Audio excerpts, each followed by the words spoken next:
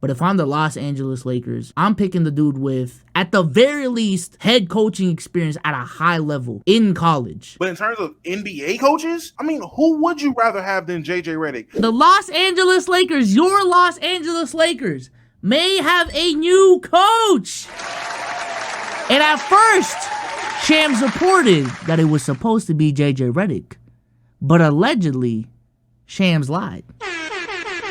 Shams lied, and according to Woj, it is actually one Dan Hurley, UConn's coach, the defending back-to-back national champions. Obviously evaluating talent and skill. But there is clearly so much more that goes into being a great basketball player. What are the intangibles that you're looking for from high school players, or even now with the transfer portal? What are the things you are looking for beyond just, can this guy dribble and shoot and defend, and he's 6'9"? Like, there's something more to this game than just those things. Yeah, I mean, you're looking for all the winning shit, man. It's like, we don't, in recruiting, bringing in the 19th ranked player in the country that comes into your program and organization and is like delusional, selfish. He's got crazy parents. He's got, grassroots coaches that just are ticking off the days until, he enters the draft and just trying to avoid, bringing people like that into the organization. So I study the hell out of the people. I watch when I'm at the AAU games, like I'm not playing with my phone. I'm watching the kid. Obviously you're looking for the traits that you could build on, but you're looking to see, do his teammates like him? Like when he makes a bucket and he goes to the ground, is anyone coming to pick him up? or are they just leaving his ass over there because he's brutal to play with? When they sub him out, like, is he dapping everybody up down through the bench? Or does he stop at the front of the bench, shake his head, not make eye contact with his coach? Or his parents bugging out in the crowd, yelling at the coach. They can yell at the ref if they want, because I'm all in on that myself.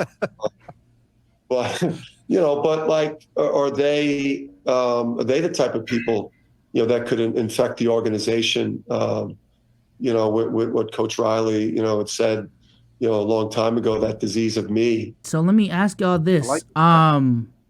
Just initially, for people who don't know, how do y'all feel about the potential of JJ Redick being y'all coach? JJ is a head coach. Again, do I think that if the Lakers weren't in such a very specified time window of winning a championship, that he'd be a bad hire? No. Do I think JJ Redick probably should ultimately get a coaching job, whether it's head coach or assistant in the NBA? Yeah, that probably is the next step for him if he wants to do that. And it would make a lot of sense. However, do I like him as specifically the Lakers head coach? And I know I am a disgustingly biased Lakers fan 99.9% of the time, but please trust me, this is the 0.01 I'm saying. I'm not biased here. Nah, only because it's beyond the scapegoat reason that's typical, but I think that's a ton of responsibility, pressure, and demand for question marks. We don't know what JJ Redick is as a coach, even to a collegiate level. So the fact that we have no resume for this guy outside of, well, he seems like he knows about basketball, to throw him to the wolves of coaching LeBron James, Anthony Davis in LA is a little bit absurd. Now, if they pulled the trigger, would I be crying? No. Yet again, I do think that he is smart. I have faith in JJ Redick, but that's the thing. I don't want to make a blind leap of faith hire right now, considering unless we get rid of LeBron. We get rid of LeBron, then I guess scorch or take this, shut up. I have no problem with it. Me personally, I feel like you can't get no worse than Darvin Ham. So anybody, damn near anybody, is a better hire. I like JJ.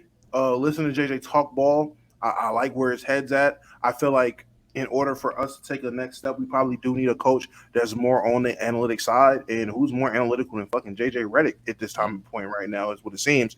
So I'm not mad at all. At the end of the day, you're not going to know who's a good coach until they fucking coach. We've seen LeBron with a rookie coach before, and he got to the fucking finals. Now, did he like him? No. Did he get him fired? Yes. Would you be worried any other time? Sure. But I don't think he shared a podcast with that coach, with David Blatt. He didn't have a podcast with David Blatt. So the relationship wasn't there. Cool. You don't know until you know. And I'm willing to give him a shot because looking around the rest of the landscape of the NBA, what coach would you rather have in terms of NBA coaches? Now, if we go to the realm of, hiring college guys, cool, that's a different conversation. But in terms of NBA coaches, I mean, who would you rather have than JJ Redick? Because I'm seeing nigga, give me James Boragano. The nigga from the Hornets? What did he show you the Hornets? I'd say if you want Jeff Van Gundy, the nigga commentating? I'd say this. I don't know how I feel about the Cavs coach. Jeff was a coach, though. I think the Cavs coach might have got a little hold. I don't like they definitely. roster. So maybe the coach from Cleveland, I could take a look at him. Everybody else, I'm with you there. That's what I was talking about. If we talking college, yeah, JB. I'm not at JB. He has some question marks, but he also, I think he just got we were trolling about it for so long, but I truly think he just didn't get a fair shake over there. I ain't gonna lie. So for me with JJ, it's just a case of, I think he has the knowledge to be an NBA level head coach. It's just for him to be the coach of the Lakers, specifically with championship aspirations, I'm assuming is just a bad fit for him. I would love for him to start off kind of like what Ime has in Houston, where he has a lot of young pieces, a couple veterans, and he'll have the space and the time to grow his head coaching chops. And hopefully by the time he's 5-6 years into the league, that's when he's competing for a championship. Not right off the bat after just coaching middle school basketball, from my understanding. But the guy that apparently the Los Angeles Lakers have been actually targeting has not been JJ Redick, but has been Dan Hurley. Once again, this is a guy that has led the UConn Huskies to back-to-back national championships. This is a guy that has turned around that franchise relatively quickly. And according to Woj, the Lakers are interested in Dan Hurley for developing their young core, including Austin Reeves, Rui, and Max Christie. His development system could also make Bronny James an ideal draft target. Guys, the NBA playoffs are heating up, and I am excited to bring to you Prize Picks, the best way to play daily fantasy sports. All you're going to do is download the app, go to the website, and then you're going to select your players and make some picks. I'm going to go Evan Mobley, more on points, easy one. And I'm going to go Devin Booker, less on his PRA. I'm going to put some money in, $1 million. I'm going to go ahead and hit place entry. And if you use code LKIB, Prize Picks will match up to 100% on your first deposit up to $100. Shout out to Prize Picks for sponsoring this episode.